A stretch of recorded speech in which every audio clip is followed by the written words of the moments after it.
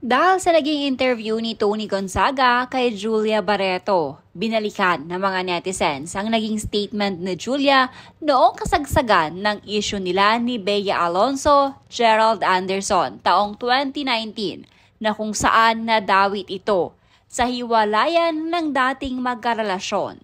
Nang tanungin ni Tony Gonzaga si Julia kung ilang taon na silang magkarelasyon ngayon ng aktor na si Gerald, sinabi nitong 5 years na umano. Ngunit malinaw na sinabi ni Julia na habang nangyayari ang issue ng third party ay hindi naging sila ni Gerald Anderson. Kaya naman biglang nalito ang mga netizens sa statement na ito ni Julia Barreto. Ayon sa ilan ay nakalimutan ata ni Julia i-practice na i-deny kung ilang taon na ang relasyon nila ni Gerald. Ang naalala lang umanong i-deny ay walang namagitan sa kanila noong 2019. Matatanda ang taong 2019 na magkasama sa pelikula si Gerald Anderson at Julia Barreto. Binigyan pa ng surprise party ni Bea ang aktor noong March 11, 2019. March 19 naman ang inanunsyo ng Black Sheep na magsasama nga si Julia at Gerald sa movie na Between May na kung saan pinalabas naman noong May 15, 2019.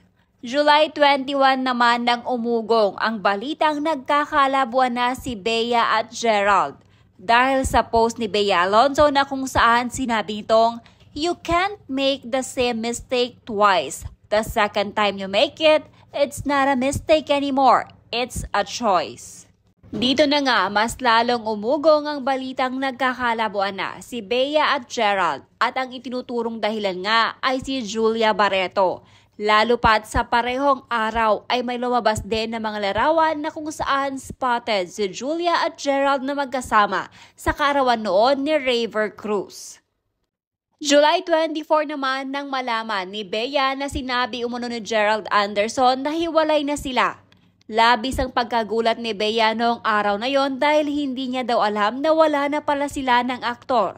Ang alam lang daw niya noon, bigla lamang silang nawala ng communication ni Gerald. Wala din naman daw sinabi sa kanya si Gerald na hiwalay na sila. Dahil sa marami ng ibinabatong hindi magandang salita ang mga netizens kay Julia Barreto noon, ay naglabas na ito ng statement noong August 2019 sa kanyang social media na kung saan mariin itong pinabulaanan na may namamagitan o siya ang third party sa hiwalayan ni Bea at Gerald. Ayon dito, malinaw naman daw na sinabi ni Gerald Anderson na hindi third party kung bakit sila naghiwalay ni Bea Alonzo.